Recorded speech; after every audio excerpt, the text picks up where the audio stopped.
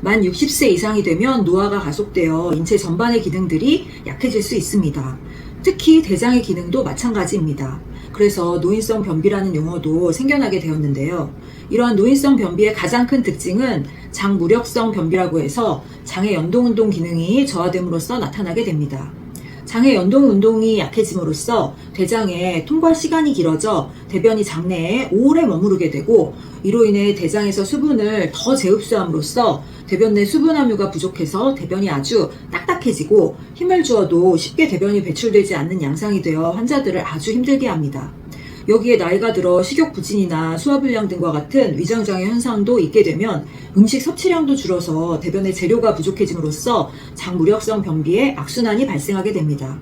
또한 산책, 조깅 등의 신체 활동도 줄어들게 되면서 대장의 연동운동에 상당한 악영향을 주게 되어 장무력성 변비를 더 악화시킬 수 있습니다.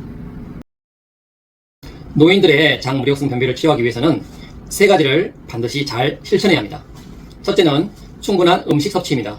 하루 3끼 적당량의 음식을 섭취하고 소화가 잘 되게끔 해야 합니다. 특히 야채, 과일과 같은 식이섬유 섭취를 잘 해주어야 대장의 연동운동을 촉진할 수 있고 대변 안에 수분이 잘 함유되어 대변이 말랑말랑해져서 쉽게 배출이 될 수 있습니다. 둘째는 적당한 신체 활동을 해주어야 합니다. 나이가 들어 노쇠해지다 보면 아무래도 신체 활동량이 현저하게 줄어들게 됩니다.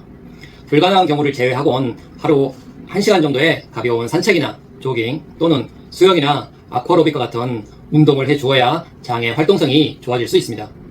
셋째는 노인성 변비에 악영향을 미칠 수 있는 질환들을 잘 치료 또는 조절해 주어야 합니다.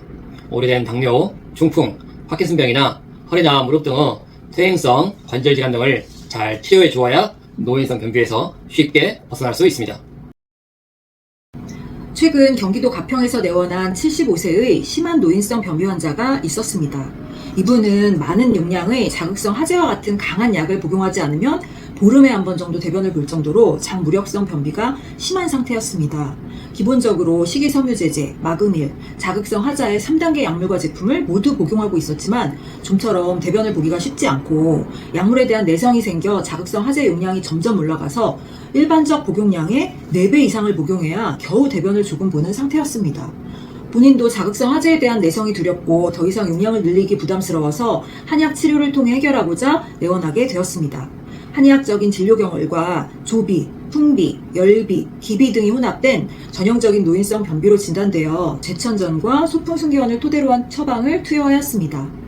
처음 1개월은 별다른 호전이 없었지만 약 3개월 후에는 한약 복용 없이도 이틀에 한 번 정도 배변을 수월하게 할 정도로 개선이 되었습니다. 여기서 말씀드린 풍비, 기비 등은 양방의학에는 전혀 없는 한의학적인 고유 개념이라 할 수 있습니다.